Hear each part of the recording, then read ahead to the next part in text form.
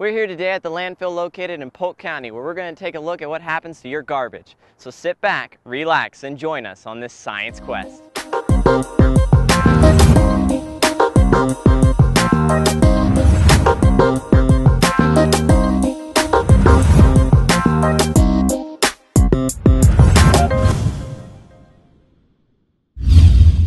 Hey Matt, how's it going? I'm good. We're here today with Matt, the CIP project manager here at the landfill. Now, Matt, before we go take a look outside, can I get a little bit of background? Sure. Let's take a seat and we'll talk about how we design these.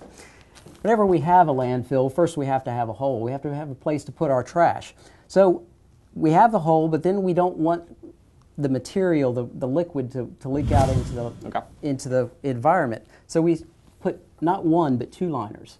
And in order to do that, first we select a type of clay, or in the case of our case, we used a compacted clay liner. It's bentonite put between two pieces of fabric. We set this down. Now, I'm going to interrupt you real quick. Why bentonite? What allows it?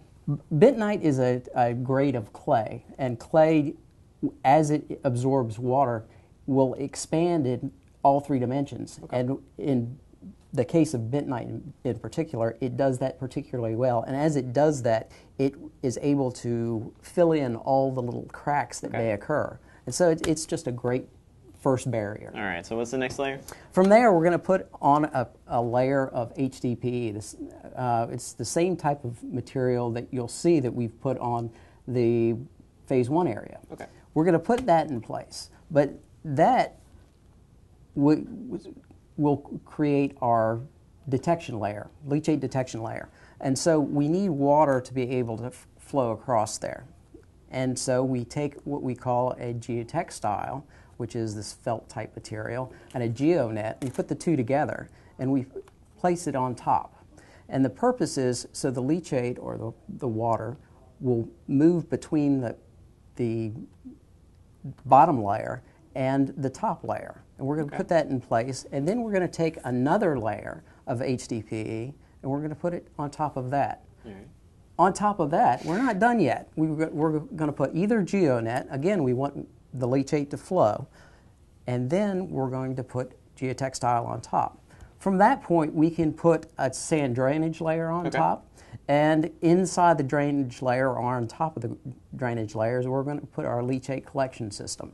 And that becomes a little bit more involved in that we create a bed of rock that encases the leachate pipes.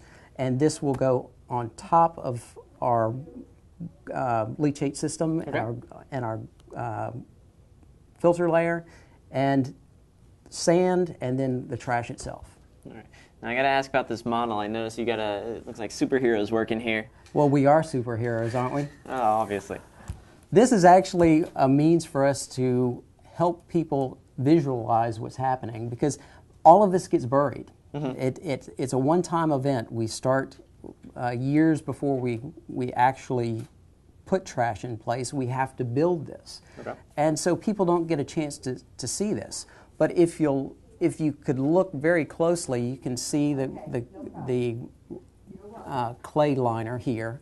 You can see the first liner, and then you can see the geonet, which is part of the geotextile geonet layer that I showed you, which is where we can detect if leachate is moving out of our system.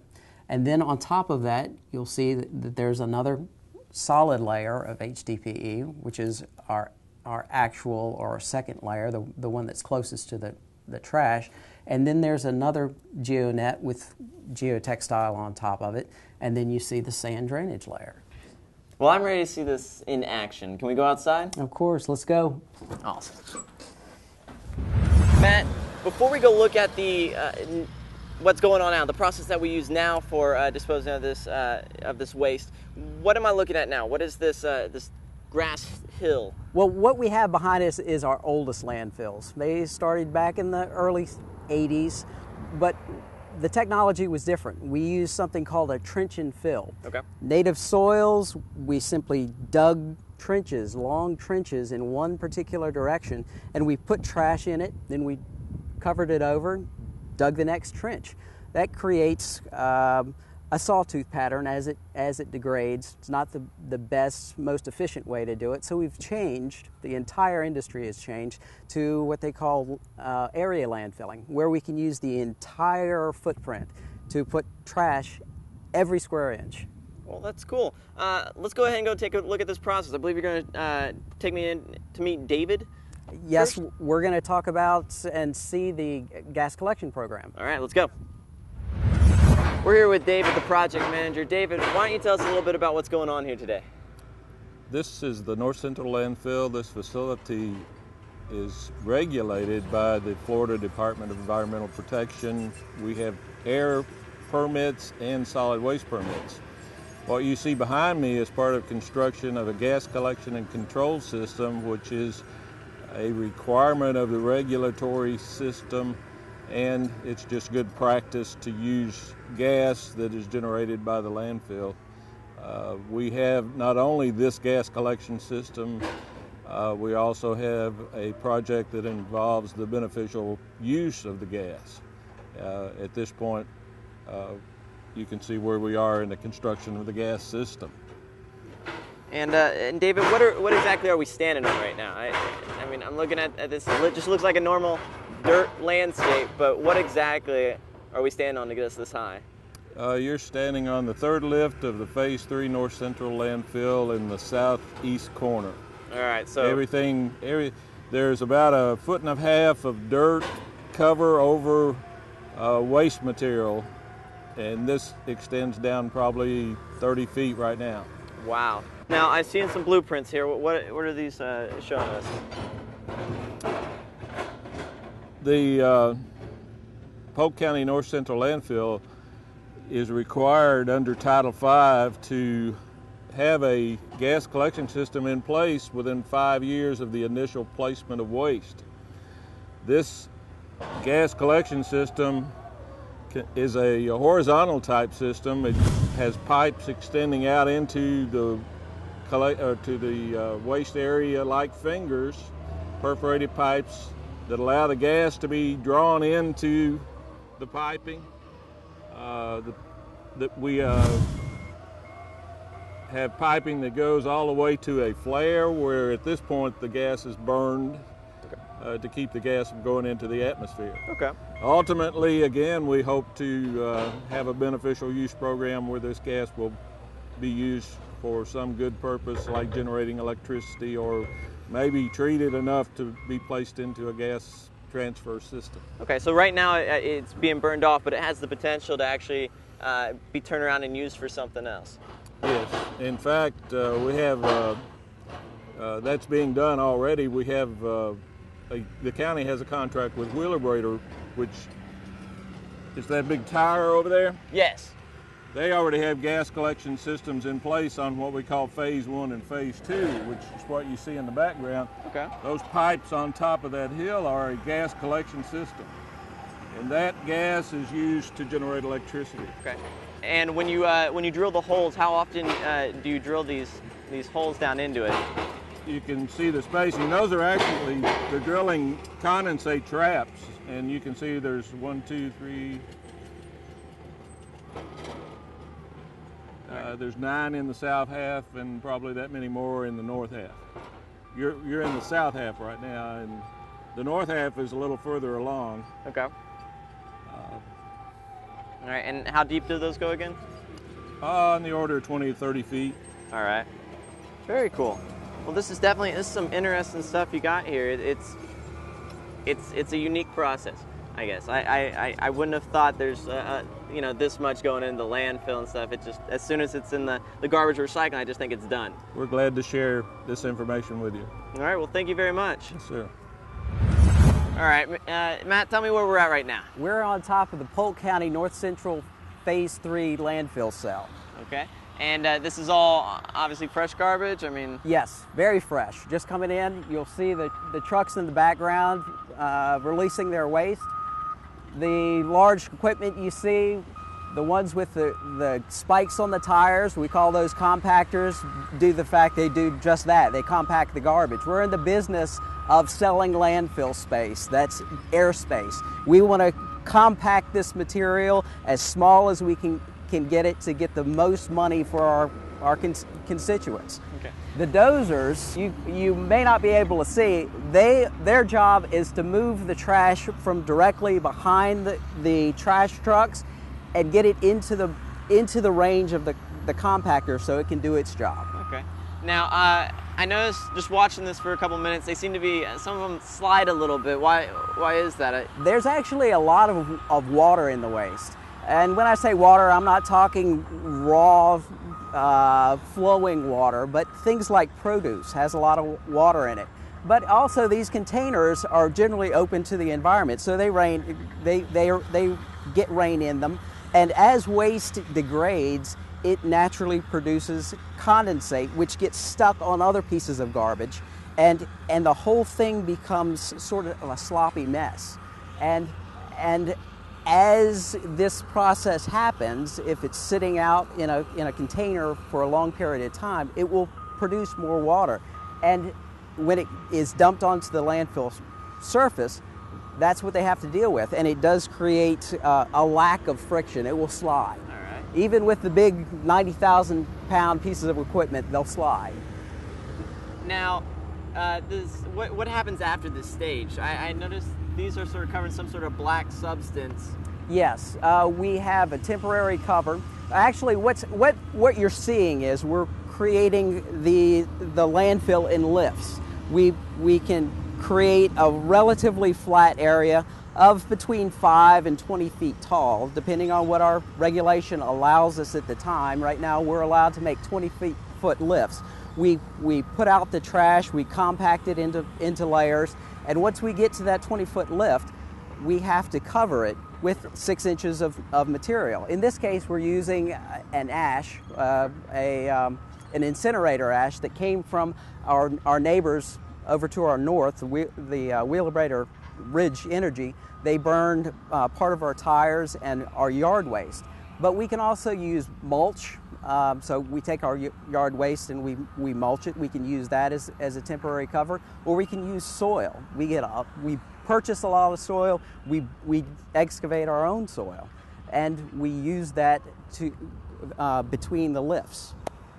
Well, that's very cool. Where to next? I mean, where? Well, I think we're going to take you up on top of some of our cells that we have closed, or at least temporarily closed, so that we can see what it looks like after the process. Awesome. Well, let's go take a look. All right. I know we saw earlier them placing some pipes and stuff like that. What happens to the gas that they collect? In the phase 3 area, what we're doing is we're collecting it and we're putting it in a pipe. We're literally pulling it off by vacuum, and we're going to bring it over here to our what we call a blower skid. You have 2 blowers that are actually vacuum pumps that pull the gas through, and then we're going to burn it here at the candlestick flare. It's called that because when it burns, it looks exactly like a candlestick. Okay, and so it's just burning off all the excess. How's that a little different from like what the other phase is doing? In the other phase, we can pump it directly to a power plant. From here, the distance is too great, and we're not seeing as much gas coming off of this phase as we are over there. Okay. And therefore, it just makes more sense to burn it directly. So, yep. Well, awesome. Shall we move on? Yes. All right, Matt, we're here at phase 1. Tell me a little bit about what I'm standing on here. You're standing on about 150 to 180 feet of trash. On top of the trash, we've put about 18 inches of clean dirt, and then on top of that, we've put on what we call an HDPE, or high density polyethylene. Same stuff you make milk jugs out of.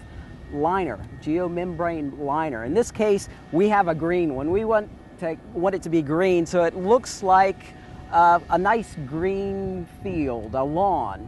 We've got white, we've got green, they make orange, they might make red. We figured we wanted something that looked like the rolling fields of Polk County. Okay. Now I noticed on the older ones there's grass that seems to be grown on top of it. How come you guys haven't put grass on top of this one yet?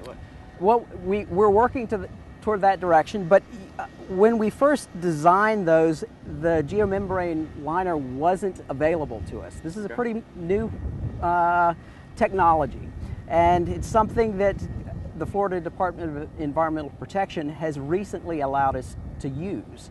But we can use grass, but of course water goes through grass. It creates leachate, which is landfill gravy. I'll explain that later on. But it also makes the grass grow. And it looks great, but that means we have to mow it. And mow it twice a month probably. It takes a lot of maintenance.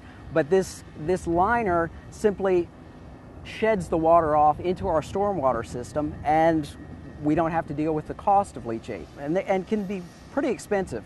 We're up to about 13 cents a gallon. Doesn't sound like a lot, but per month that could be in the millions of dollars. All right, that's a huge cost. Now I noticed that it's sloped, but then it sort of rises a little bit and then slopes down. Why is that? Everything we do here is engineered. And in this case, where we're standing, we're allowing the stormwater to come towards us, but we don't want it to go over the edge because we have engineered the volume of stormwater that exits each stormwater pipe. Okay. And in this case, we have collected it here. We're standing at the edge of a swale, and we're going to allow this water to go all the way down to the west end there, and it will be deposited into the stormwater system there. Everything that falls behind us will fall into another portion of the stormwater system and be divided into other stormwater pipes and into the stormwater system again. All right. And as I'm standing here, I notice it's a little bouncy. What? It's like I'm on a trampoline. Exactly. This plastic, when it cools, it contracts. When it heats up, it loosens and expands. Well, we're here pretty early in the morning, and so it's contracted, and it gets tight like a drum or like a trampoline. And as you walk along, I guess it's sort of like being on the surface of the moon. It helps you with each step that you make. Very cool. Now, tears. You're talking about it expanding and stuff like that. How do you guys, is there ever any tears, or do you guys ever have to do repairs? Or the material comes in widths that are about 22.5 feet long, and I'm sorry, 22.5 feet wide. And of course, this is a very large piece of property. This one that we're standing on is close to 45 acres. And so what we need to do is actually weld them together. As the waste decomposes, it will start to become more stable, but broaden out. And as it does that, it stretches the material, and hopefully the material itself won't break, but instead it will break at the welds. Okay. And then we'll just go back in and we'll put a patch between, or we can actually weld the two panels back together. Okay, very cool. Now, looking over here, I noticed that Phase 2 has this sort of white covering, whereas Phase 1 is green. Now, is there any difference other than just the color? Or? Yes, there is. There are a couple of differences.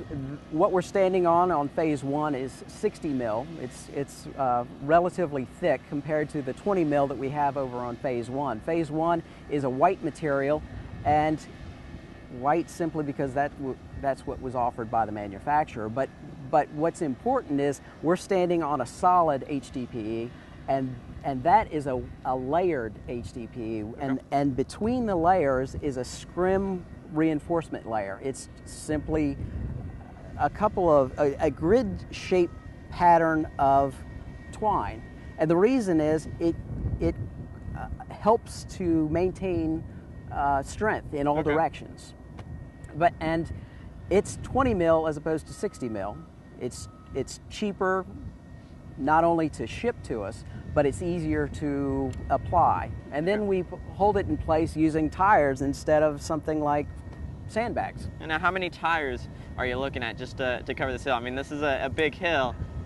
It is, if we were to look at the design specifications, we told them to put a tire every 10 feet We figure there's probably between 22,000 and 23,000 tires. That's a lot of tires. A whole lot of tires. And it's a great way to reuse those tires. Yeah, exactly. Not recycle, reuse. Now, also, I'm noticing that it's not just the cover. There's these pipes, and it seems some sort of contraptions coming out of the surface. We here. are collecting gas on this phase, and the contraptions you see, the pin-shaped or the ballpoint pin-shaped materials that you see, or contraptions sticking out, are actually the active gas system. They're pulling gas, and it will be piped into the pipe system that goes over to our neighbor to the north, the Wheelabrator plant. You'll also see a T-shaped passive gas vent. And the purpose there is, as this was being built, gas will build up underneath and cause it to whale or not fit firmly to the surface. And we didn't want that to happen, so we would allow whatever little bit of gas was there to vent through those pipes. And now they're closed because we do have the active system. Very cool. Well, let's go take a look at phase 2. Oh. All right, Matt, we're on phase 2 now. A little bit different surface than phase 1 we just came off of, it seems. I mean, obviously I'm standing on grass now. We'll call this a hybrid. Okay. We'll call it that only because we're using grass on top, and we use a different liner on the edges.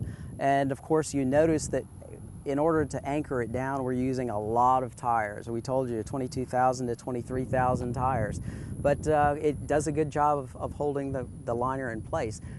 You've noticed how much wind we have, yes. And it actually creates uplift of the liner. The wind rolls across it and pulls the liner up, and if that happens, then it can break and fly in places, and it's just not a good thing. The waste will stay in place because we still have the 18 inches of soil on top of it, okay. But it's still not a pretty sight. So we anchor everything down with the tires. All right, Matt, we were just on top of phase 2 here, and phase 1, and we were talking about the stormwater sort of running off. Now, where does that going into? You had to stop here. A little explanation, I guess. Yep, I wanted to show you where all the stormwater comes. It comes sheeting off. You got to remember, this is 40 plus acres. It's a lot of water. Yeah. Even a quarter of an inch of water is a lot of water. So we have it sheeting off, and we have a tow drain here in front of us. Handles the material or stormwater that comes off of strictly phase 2. But once it exits the phase 2 stormwater or tow drain, it runs out into the entire systems, the entire landfill's stormwater system, which we can see over to my right shoulder. And then eventually it heads out to our towards the west here into a very large stormwater pond, which eventually will empty into the Saddle Creek system, and into the Lake Hancock system. All right, now I'm seeing some pipes here. What's these pipes up here on the hill? Well, you're seeing a lot of pipes. You're seeing a 16-inch gas main. That's each of the active gas wells are piped to the gas main. And the gas main collects all of the gas and brings it over to Wheelabrator. The smaller ones are condensate lines. As gas is produced, condensate occurs, the water falls out, and we want to treat that carefully. We want to treat it just like we would leachate, and so it's piped over to our leachate wet well. Okay. So we treat it in a wastewater treatment plant. All right, Matt, we're here at the leachate collection pump station, I can see. Tell me a little bit about what's going on here. Well, we actually have 4 of these stations. We have the actual collection system, and we have a detection system. There are 2 different liners underneath the landfill. Okay. One tells us if there is leachate leaving the system, that is the detection layer, and that is the one behind me. Okay. This one is the collection. We expect leachate to be produced. It's the condensate, it's what what rainwater may get into the system, and it will trickle down through through the waste mass, and it has to go somewhere. And so it goes into perforated pipes, again, behind you. But we have where it all collects here at the sump. Right. And we have a pump that's down inside the sump that sucks all the leachate out. And then we pipe it to the leachate tanks, which are quite a ways away. All right. And what's the layers around this pipe? Well, we have the leachate pipe itself is a 6-inch in diameter perforated pipe, which lays in a trough. Okay. And around the pipe is a bed of rock. We need leachate to be able to go through it, so we don't want to put sand or other things that will cake up against it. So we're going to put rock around it. All right. And then we're going to put a textile around it. We call it a geotextile because it's made out of plastic. And then that geotextile is a barrier to sand. Sand will go on top of it, and we don't want the leachate to pull sand down into our leachate system. And so we have pipe, rock, geotextile, and sand, and those are the layers. Awesome. We are at the leachate collection tanks for the entire facility. They're about 33 feet tall. We can, as you can see in the sign beside us, at each foot we can fit over 5,000 gallons of water or leachate. And you know, when you put nearly 33 feet of it, conveniently enough, it says what our capacity is per tank, 81,000 gallons. Can we go take a closer look? Sure, let's. Of course, we're not allowed to release leachate to the environment, and so it has to be maintained inside a containment area. And this nearly 8-foot tall wall that we have, and the metal on top of it, is meant to keep not only leachate inside contained, but if we were to get a leak at any point and it would create a stream that could get over the edge, that's what the metal. So the higher barrier. Yes, exactly. It's there to block the stream from exiting the wall. It's a very well thought out process. I mean, I wouldn't have thought. It seems like everything sort of, you try and get everything taken care of. Like I've told you, everything on site is engineered. We've thought everything that we could think of down to the last blade of grass. Very cool. I'm here now with Kim, the operations manager for Waste Resource Management. Kim, Matt took us out, showed us this operation. It is a huge operation. I never realized how much goes into waste management. Could you give me a little more info, a little background about the cost and how big is it? We have actually 51 employees that are employed here at Waste Resource Management, from our scale house operators to our customer service reps to our operators and spotters that pull out the contaminants. Big operation. We're here 6 days a week from 7 to 5:30. We have about 600 transactions a day, so 600 folks coming in and out. In addition to receiving about 1,800 tons a day. Wow, that's a lot of waste. Yeah. Cost-wise, what is the cost? I guess the overall estimate ballpark. Well, just give you some cost of how we operate here. Some of the equipment we operate, you know, it is on the magnitude of about $1 million. That compactor you saw out there that's actually goes over the waste. Okay. That's a $1 million piece of equipment. Wow. And it weighs 180,000 pounds. And these guys are really good at what they do. They're responsible for, you know, taking care of that equipment and just do an excellent job. Well, I want to thank you so much for letting me be a part of this, letting Matt take me out and show me around. It's been an experience. Great having you. Thank you. Thank you. Well, that's all we have for today. Join us next time as we seek out yet another science quest.